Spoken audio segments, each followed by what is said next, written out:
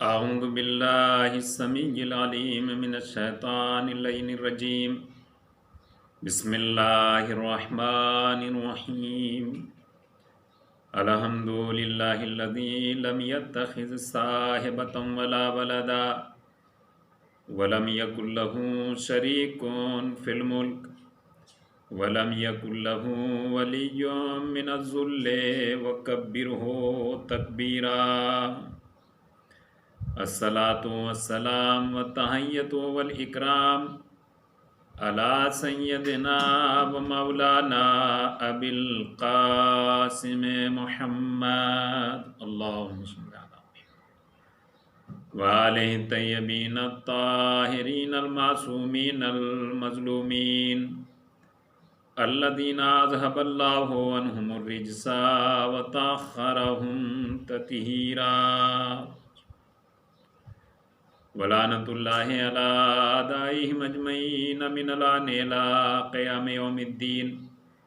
أما بعد فقد قال رسول الله صلى الله عليه وآله وسلم: بسم الله الرحمن الرحيم. حسین مني وأنا من الحسین أحب الله من أحب حسینا. عزاداران امام حسین علیہ السلام و ماتم داران سید الشہداء، آج کی اس مجلس کا انعقاد، آج کی یہ مجلس امام زین العابدین علیہ السلام کی شہادت کی مناسبت سے برپا کی جا رہی ہے. امام سجاد علیہ السلام، آپ کا اسم مبارک، آپ کا نام علی علیہ السلام ہے اور آپ کا لقب امام سجاد، امام زین العابدین، سید الساجدین، یہ آپ کے القاب ہیں. آپ کے بارے میں کچھ بیان کرنے سے پہلے، امام سجاد علیہ السلام کے بارے میں کچھ باتیں بیان کرنے سے پہلے، کچھ باتیں اس حدیث مبارک کے بارے میں بیان کرنے کی کوشش کر رہا ہوں کہ جس کو اپنا عنوان کلام قرار دیا ہے، کہ جس میں اللہ کے رسول نے یہ ارشاد فرمایا ہے کہ حسین مجھ سے ہیں اور میں حسین سے، اللہ اسے دوست رکھتا ہے جو حسین سے محبت کرتا ہے.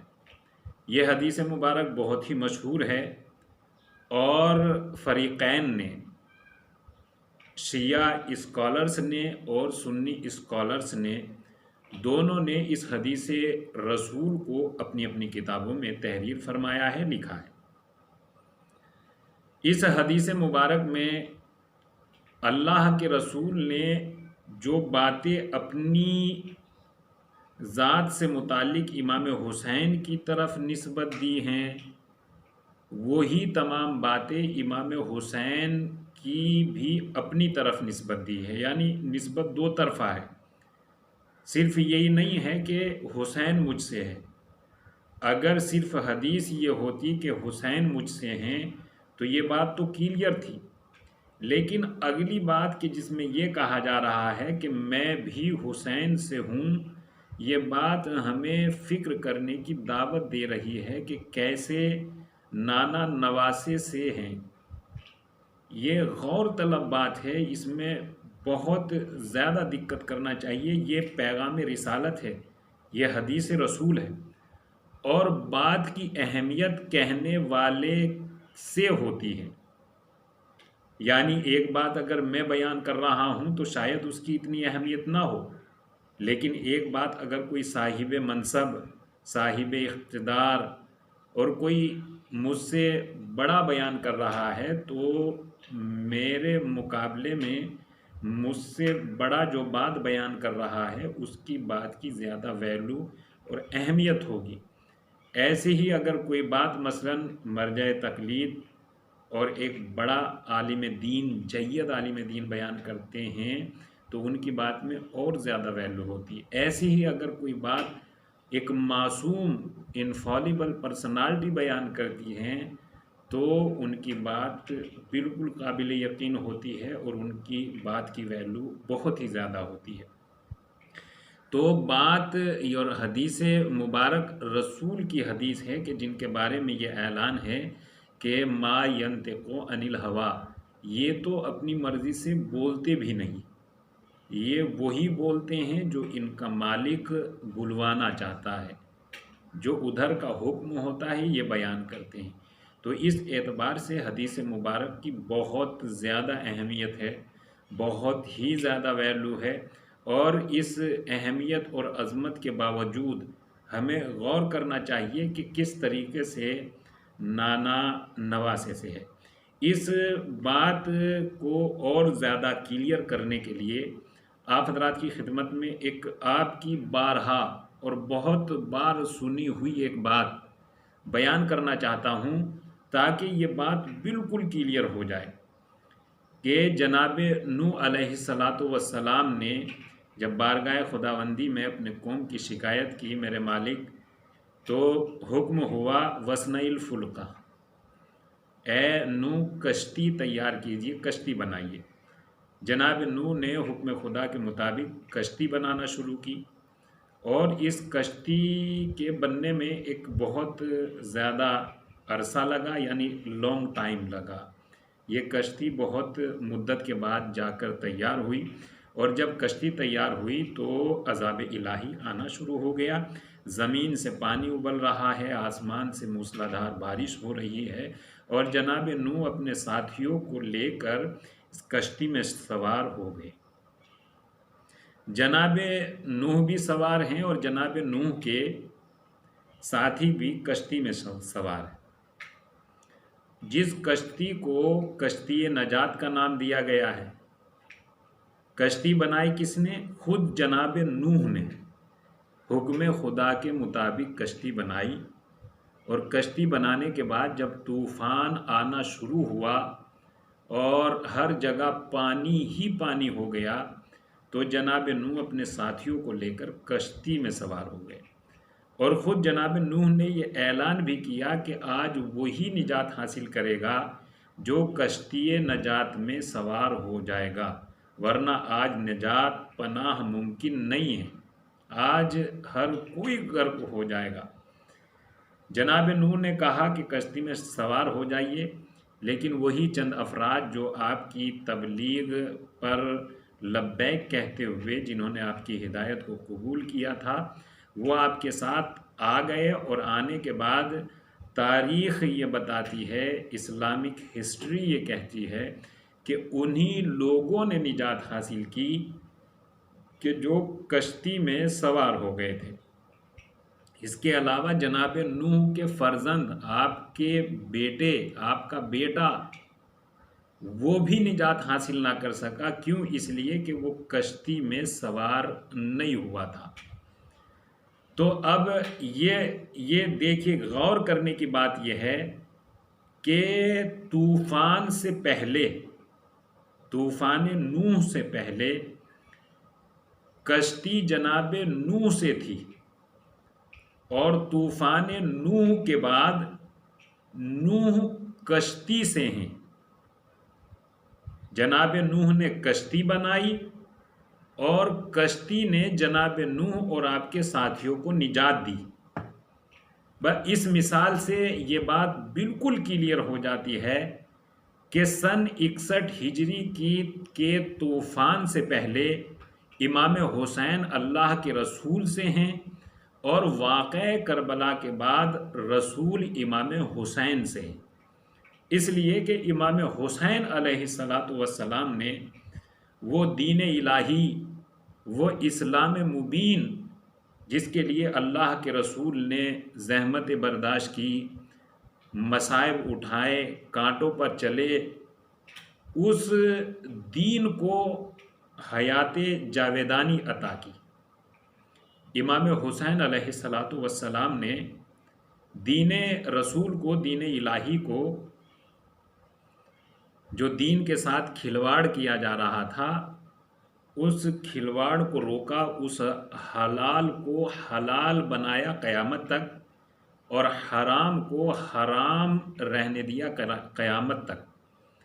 یہ امام حسین علیہ السلام کا وہ عظیم کارنامہ ہے کہ جس کی مثال دنیا میں نہیں ملتی۔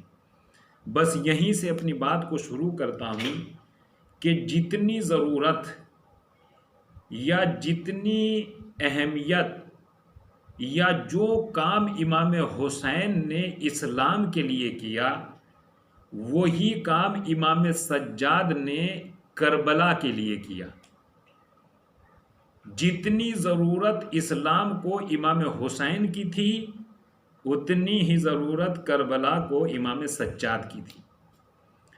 امام سجاد علیہ السلام نے وہ کارنامہ انجام دیا کہ امام حسین جب مدینے سے کربلا کی طرف چلے تو کم ہی صحیح لیکن آپ کے ساتھ 72 تھے، 72 افراد آپ کے ساتھ موجود تھے۔ مگر جب امام سجاد کربلا سے کوفہ کی طرف چلے تو امام سجاد اکیلے تھے، کوئی آپ کے ساتھ نہیں تھا۔ سیدانیاں تھی، کچھ یتیم اور اسیر بچے تھے، اور امام سجاد علیہ السلام۔ امام سجاد کو کربلا کو امام سجاد کی اتنی ہی ضرورت تھی جتنی اسلام کو امام حسین کی ضرورت تھی۔ کربلا کے بعد امام سجاد کا کردار، اور اتنا سب کچھ ہونے کے باوجود بھی اپنی وہ ذمہ داریاں جو پروردگار عالم نے آپ کو ذمہ داری عطا فرمائی تھی، ان تمام ذمہ داریوں پر کس طریقے سے عمل پیرا تھے۔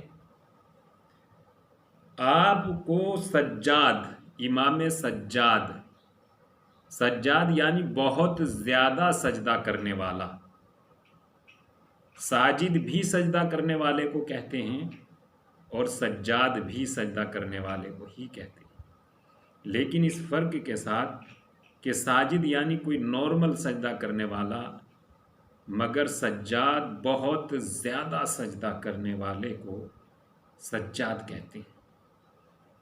اتنا سب کچھ ہونے کے باوجود بھی آپ کی تعلیم و تربیت اور آپ کا اخلاق، امام سجاد دیکھیے، امام سجاد علیہ السلام کربلا کے بعد کوفہ اور کوفہ کے بعد شام سے جب رہا ہو کر آپ مدینے آ جاتے ہیں تو آپ زندگی کے دن و رات عبادت الہی میں بسر کرتے ہیں، اور اس کے باوجود بھی آپ اپنی وہی ذمہ داریاں جو الہی ذمہ داریاں تھیں ان کو کس طریقے سے انجام دیتے ہیں۔ کتابوں میں ایک واقعہ ملتا ہے کہ جو مختلف کتابوں میں بیان کیا گیا ہے، مگر اس کے ساتھ ساتھ ایک کتاب ہے رہنمایان اسلام، اس میں انہوں نے یہ تحریر کیا ہے کہ امام سجاد علیہ السلام مدینے میں تشریف فرما ہے، اور آپ کے ساتھ آپ کے کچھ صحابی بھی آپ کے پاس موجود ہیں۔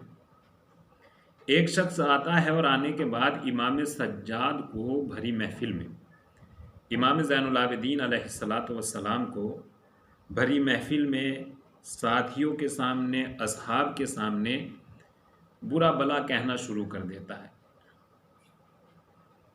ایک وقت ایسا تو ہوتا ہے کہ انسان کو اگر تنہائی میں کوئی برا بھلا کہے تو یہ بات تو قابل برداشت ہو سکتی ہے، لیکن اگر مجمع عام میں سب کے سامنے کوئی آ کر برا بھلا کہنا شروع کر دے تو یہ بات تقریباً قابل برداشت نہیں ہے۔ لیکن امام سجاد، امام زین العابدین علیہ السلام نے اس بات کو بھی برداشت کیا کہ آپ کے اصحاب کے سامنے مجمع عام میں ایک شخص نے برا بھلا کہنا شروع کیا۔ کہنے کے بعد اصحاب غصے میں آ گئے، اور غصے میں آنے کے بعد امام سے اجازت مانگی، فرزند رسول اجازت دیجئے، ہم ابھی اس کی زبان بند کر دیتے ہیں، بس آپ کی اجازت کی ضرورت ہے۔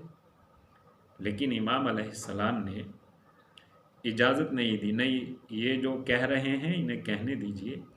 اور جب وہ کہہ کر چلے گئے، واپس چلے گئے، اپنے گھر چلے گئے، تو کچھ ہی دیر کے بعد امام سجاد علیہ السلام نے اپنے ساتھیوں سے کہا کہ چلو ان کے گھر چلتے ہیں جو ابھی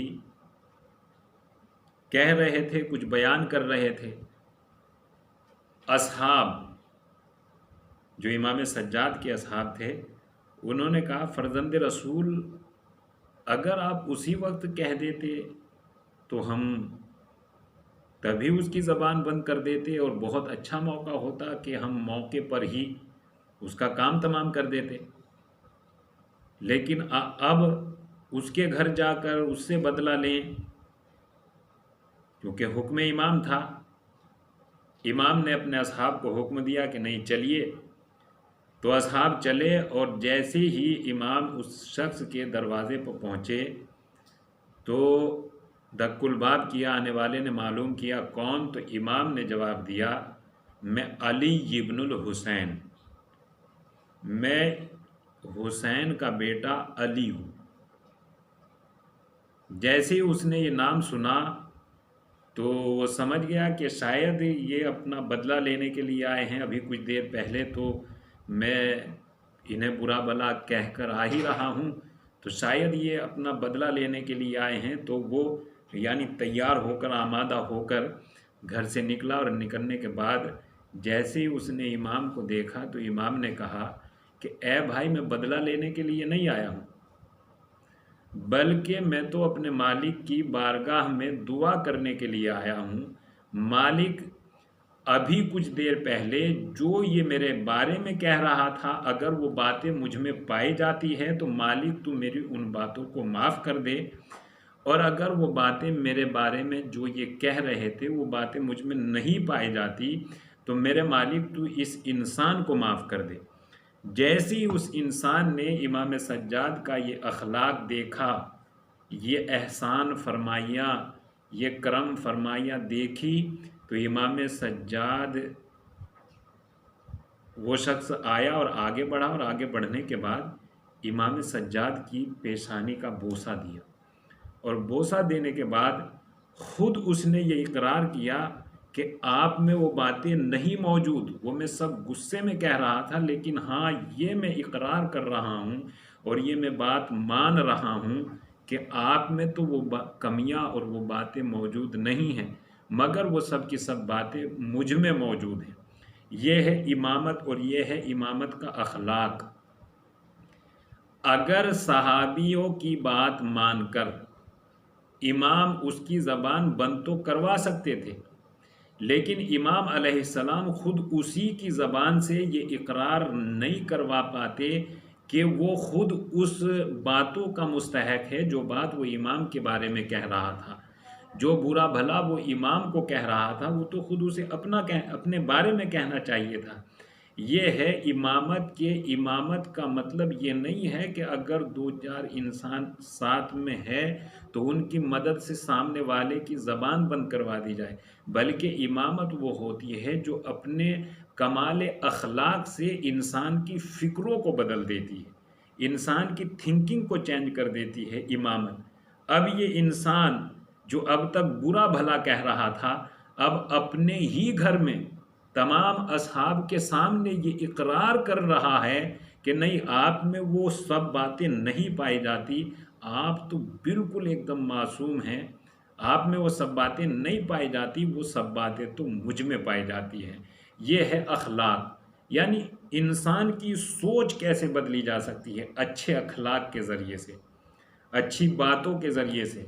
انسان اگر اصحاب اسی وقت زبان بند کر دیتے تو بس زبان ہی بند ہوتی، لیکن اس کی فکر نہ بدلتی، مگر یہ امام سجاد علیہ السلام ہے، نہ صرف یہ کہ انہوں نے زبان بند کی بلکہ ان کی فکر بھی بدل دی۔ امام سجاد علیہ السلام مدینے میں زندگی گزار رہے ہیں، اور مدینے کی زندگی میں آپ کے وہ کام کہ آپ کے بارے میں یہ مشہور ہے کہ آپ بے پناہ عبادت گزار، بہت زیادہ سجدہ کرنے والے. یہی وجہ ہے کہ آپ کو سید الساجدین زین العابدین علیہ السلام کا لقب دیا گیا. اور آپ کے بارے میں یہ بات بھی بہت مشہور ہے کہ ماہ مبارک رمضان میں تو آپ بے پناہ عبادت کرتے تھے، اور عبادت کے بعد آپ تسبیح کے علاوہ آپ کا کوئی کام نہیں تھا. یعنی دنیاوی باتیں نہیں کیا کرتے تھے. عبادت کے بعد جو بھی فری ٹائم تھا اس میں اللہ کی تسبیح کیا کرتے تھے. ماہ مبارک رمضان میں بے پناہ عبادت کیا کرتے تھے. زندگی گزر رہی تھی، اور انہی زندگی کے گزرتے ہوئے دنوں میں آپ کے دور میں جو حاکم حکومت کر رہے تھے وہ ہر وقت اس فکر میں تھے کہ امام سجاد فرزند رسول فرزند امام حسین کو اس دنیا سے رخصت کیا جائے. اور اسی کشمکش میں اور اسی کوشش و محنت میں ہشام بن عبد الملک جو آپ کے دور میں حکومت کر رہا تھا، اس نے اپنے کارندوں کے ذریعے سے امام سجاد علیہ السلام کو زہر دلوا دیا. امام سجاد کے جو بہت زیادہ کسی سے سروکار نہیں رکھتے تھے، اپنے کام سے کام رکھتے تھے، عبادت الہی میں مصروف رہتے تھے، نماز و روزہ، سجدہ و رکوع و قنوت، یہی آپ کے دن بھر اور رات بھر کے کام تھے. اور انہی اپنے کام کے ذریعے سے، دعاؤں کے ذریعے سے انسانوں کی تبلیغ کر رہے تھے، اپنی ذمہ داری کو پورا کر رہے تھے. مگر اس کے باوجود بھی امام کا وجود حکومت کی نگاہ میں کھٹک رہا تھا. ہشام بن عبد الملک نے اپنی کارندوں کے ذریعے سے امام سجاد کو زہر دلوا دی. امام سجاد زہر سے مسموم ہونے کے بعد امام نے اپنے فرزند ارجمند امام محمد باقر علیہ السلام سے ایک رات معلوم کیا، میرے لال یہ کون سی رات ہے؟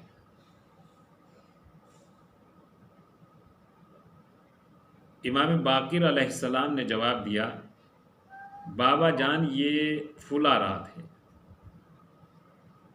اس جواب کو سننے کے بعد امام سجاد نے جواب دیا، ہاں یہ وہی رات ہے کہ جس کا میرے پروردگار نے وعدہ کیا ہے. امام سجاد رات کے اندھیرے میں بیٹے سے گفتگو کر رہے ہیں، اور گفتگو ختم ہونے کے بعد امام سجاد نے امام محمد باقر علیہ السلام سے کہا، ایک کوزے میں پانی لے کر آئیے. امام محمد باقر پانی لے آئے. امام سجاد نے وضو کیا. وضو کرنے کے بعد عبادت الہی میں مصروف ہو گئے.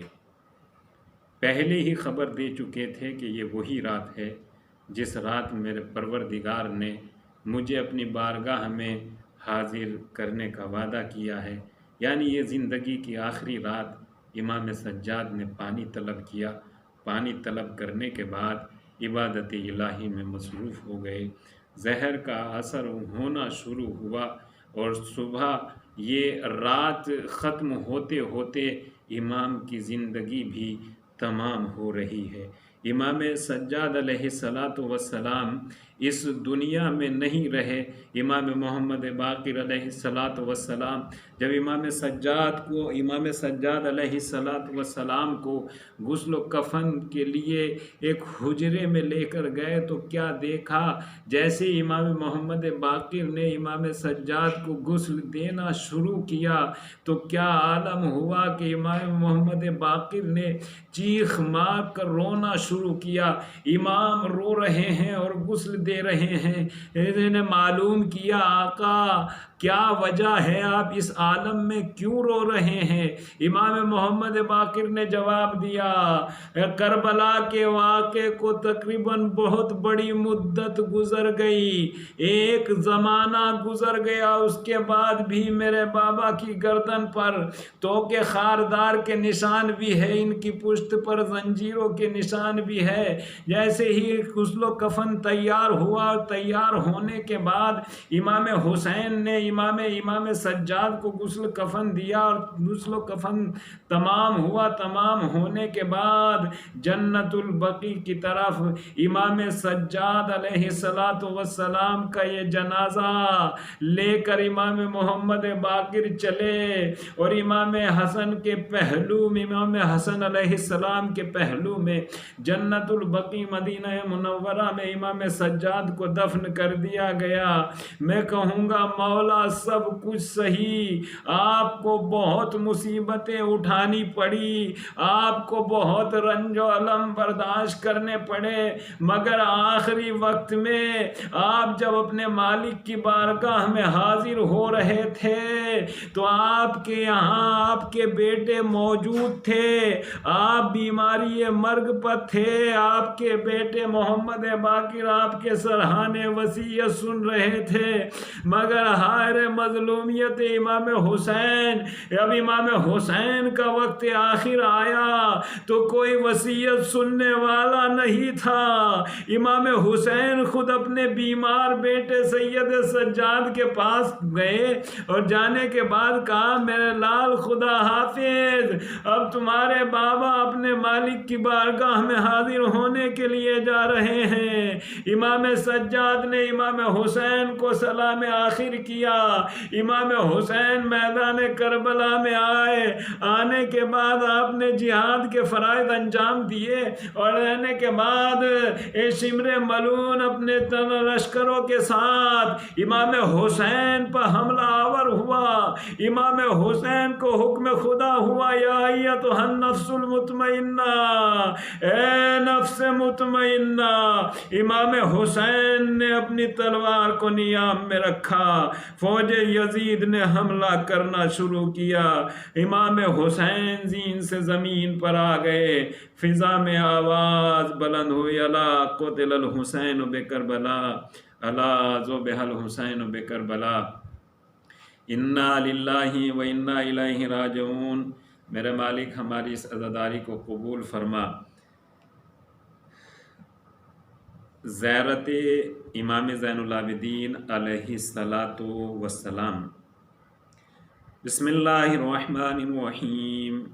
السلام علیک یا سید الساجدین، السلام علیک یا زین العابدین، السلام علیک یا حلیف الحسرات، السلام علیک یا ذا الصفنات، السلام علیک یا صاحب العبرات، السلام علیک یا اسیر القربات، السلام علیک یا آدم آل العباد، السلام علیک یا ابن خامس اہل الکساء، السلام علیک یا ابن سید الشہداء، السلام علیک یا اماد الاتقیاء، السلام علیک ورحمۃ اللہ وبرکاتہ۔